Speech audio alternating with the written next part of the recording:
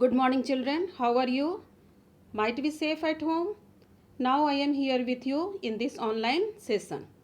Today we will learn about mechanism of breathing and exchange of gases. In the beginning of this lesson, you learnt about the breathing.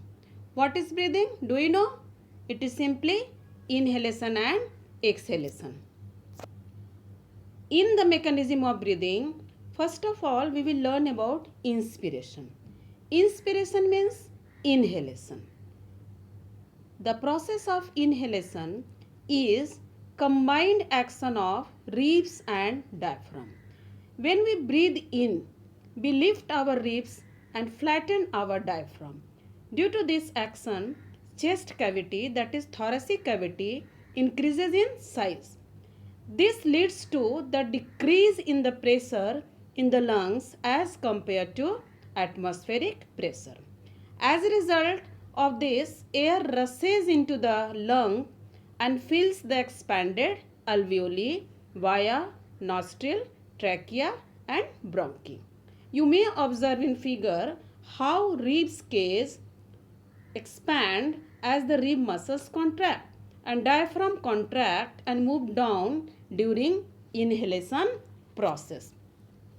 Now we will learn about expiration. Expiration is also called as exhalation. The process of exhalation or expiration is also combined action of ribs and diaphragm. It is just opposite to inhalation. In inhalation, you have seen that thoracic or chest cavity increases in size, but in exhalation, the thoracic or chest cavity decreases in size.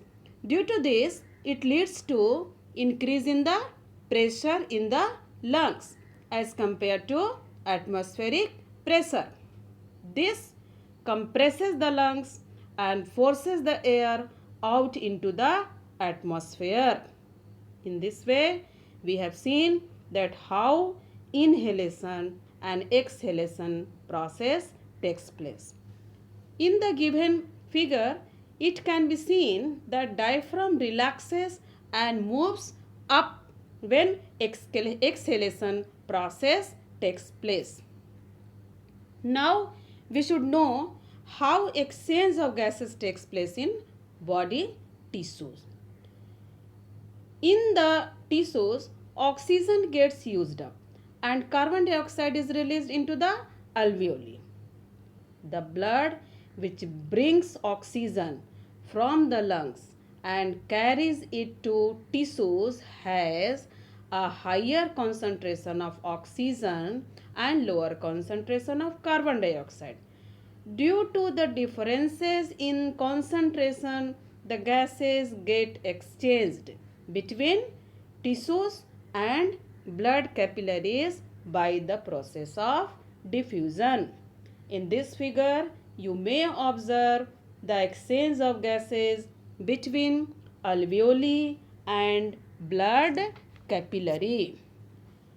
This diagram clearly explains about the sites of gaseous exchange between tissues and the lungs. In tissues, the gaseous exchange is in between blood and tissues, whereas in lungs, gaseous exchange is in between blood and air.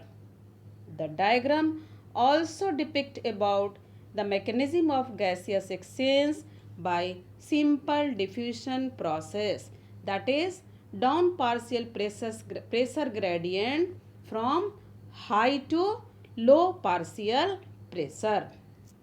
Now we will learn about what is the name of respiratory pigment. The name of respiratory pigment is hemoglobin. This hemoglobin has a very high affinity of oxygen.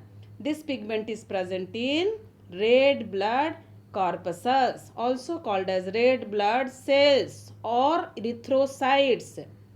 As we know that carbon dioxide is more soluble in water than oxygen and hence is mostly transported in the dissolved form in our blood.